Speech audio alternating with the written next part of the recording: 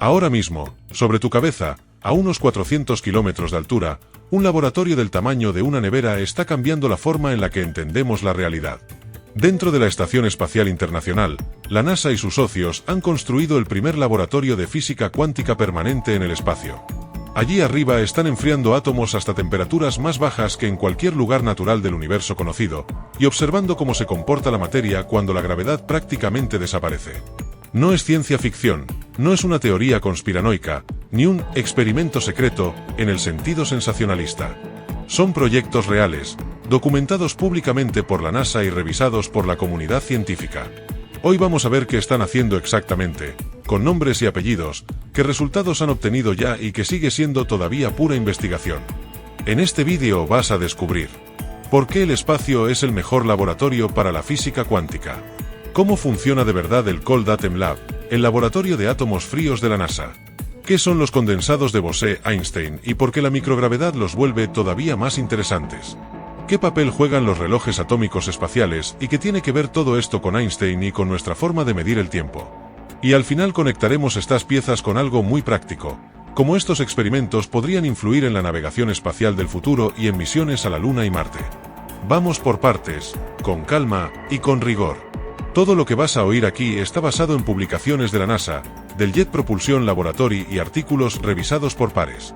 Te dejaré referencias en descripción del vídeo.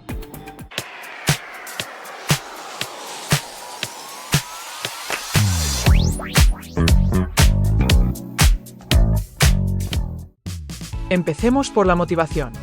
¿Qué tiene el espacio que no tengamos ya en laboratorios punteros en la Tierra? En física cuántica, muchos experimentos se hacen con átomos extremadamente fríos. Cuanto más fríos, más se reduce su movimiento térmico y más claramente se revela su naturaleza ondulatoria.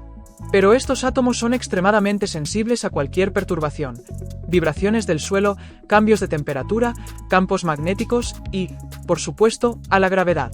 En un laboratorio terrestre, si dejas caer una nube de átomos fríos, en una fracción de segundo choca con el fondo del recipiente. Eso limita mucho el tiempo que tienes para observar su evolución libre. En la Estación Espacial Internacional la situación es distinta. La ISS está en caída libre constante alrededor de la Tierra. Eso crea lo que llamamos microgravedad. Los objetos flotan, no porque no haya gravedad, sino porque todo cae junto a la misma velocidad. Para una nube de átomos fríos, eso significa que puede flotar y expandirse durante segundos, no milisegundos. Según datos de la NASA, en experimentos como los del Cold Atom Lab se pueden alcanzar tiempos de observación de varios segundos, algo muy difícil de conseguir en la Tierra incluso en torres de caída libre. Además, la ISS está relativamente aislada de vibraciones sísmicas, del tráfico, de máquinas pesadas. Todo eso hace del espacio un entorno casi ideal para dejar que la cuántica se exprese sin ruido de fondo. En 2018 la NASA lanzó a la ISS el Cold Atom Lab, diseñado por el Jet Propulsion Laboratory. Es un laboratorio de átomos fríos del tamaño aproximado de un pequeño frigorífico, instalado en el módulo estadounidense Destiny. ¿Qué hace exactamente? En términos sencillos, atrapa átomos de elementos como rubidio y potasio y los enfría usando técnicas láser y campos magnéticos. Con estas técnicas, llamadas enfriamiento láser y evaporativo, se han conseguido temperaturas del orden de los nanokelvin, es decir, 1000 millonésimas de grado por encima del cero absoluto. Esto está documentado en comunicaciones del propio proyecto CAL del JPL, accesibles públicamente en su web oficial. A esas temperaturas, los átomos dejan de comportarse como bolitas independientes y empiezan a actuar como una sola superpartícula cuántica. Esto es lo que se conoce como un condensado de Bose-Einstein, un estado de la materia predicho teóricamente en los años 20 por Satyendra Bose y Albert Einstein y observado experimentalmente por primera vez en 1995 en la Tierra. La novedad del Cold Atom Lab no es solo crear condensados, eso ya se hacía en laboratorios terrestres, sino hacerlo en microgravedad y mantenerlos en caída libre durante más tiempo. Eso permite estudiarlos con una precisión y en condiciones imposibles en la superficie terrestre. El CAL está orientado a investigación fundamental. No está construyendo ordenadores cuánticos en la ISS ni comunicando información cuántica a la Tierra. Lo que sí hace, según los artículos científicos publicados, es proporcionar datos sobre cómo se comportan los átomos fríos y los condensados en microgravedad y probar diseños para futuros sensores cuánticos espaciales. Veamos un poco más en detalle qué se puede hacer con estos átomos ultrafríos. Cuando tienes un condensado de Bose-Einstein, Todos los átomos comparten el mismo estado cuántico. Eso significa que su comportamiento se puede describir como una sola onda de materia. Si ahora usas pulsos de láser para partir esa onda en dos caminos ligeramente distintos, y luego los vuelves a juntar, obtienes un patrón de interferencia, igual que con la luz en un experimento de doble rendija. Este dispositivo se llama interferómetro atómico. Lo interesante es que cualquier diferencia en el recorrido, por ejemplo, una aceleración, una variación en el campo gravitatorio o un pequeño campo magnético, modifica el patrón de interferencia final. Por eso, en la literatura científica se habla de estos sistemas como acelerómetros y gravímetros cuánticos de alta precisión.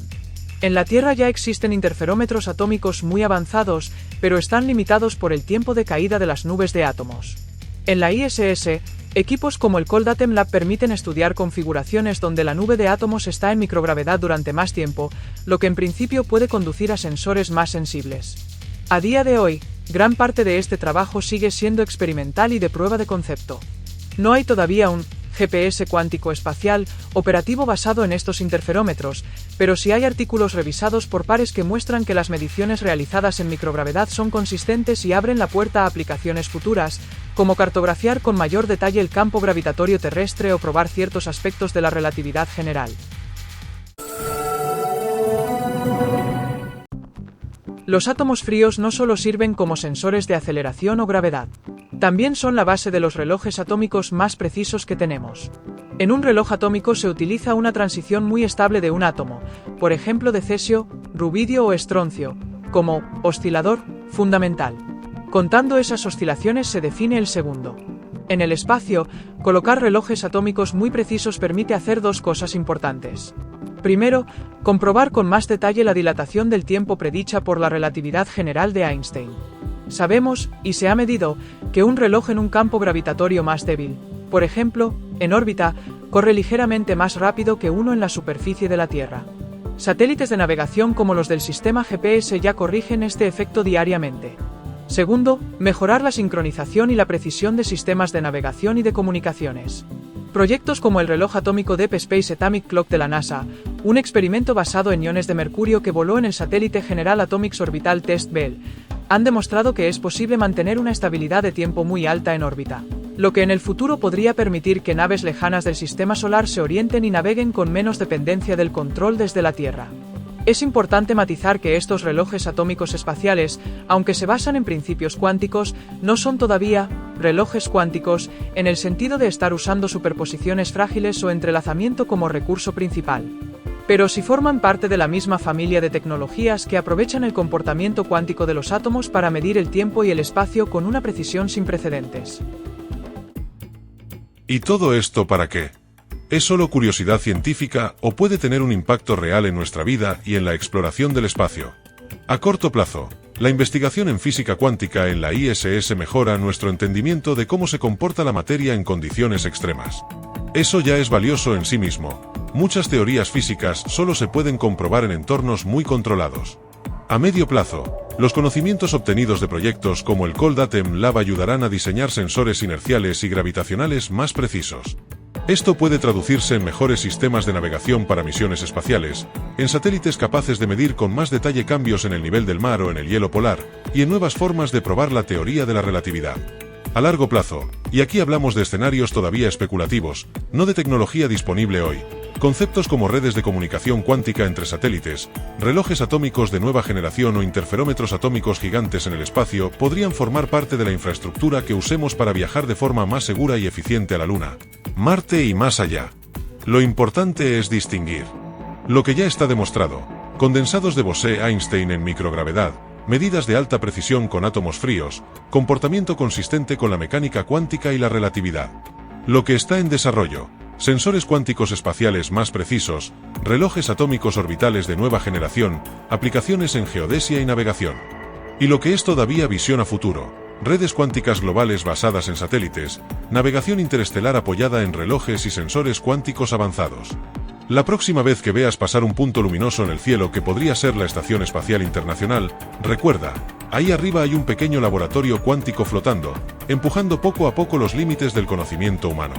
Si te ha gustado este viaje por la física cuántica en el espacio, apoya el vídeo con un like, suscríbete a RDarium y activa la campana. Y ahora te lanzo una pregunta para el siguiente documental. ¿Te gustaría que profundizáramos en cómo podrían usarse estos sensores cuánticos para navegar hacia Marte? ¿O prefieres que analicemos en detalle un proyecto concreto como el Deep Space Atomic Clock o futuros relojes cuánticos espaciales? Te leo en los comentarios.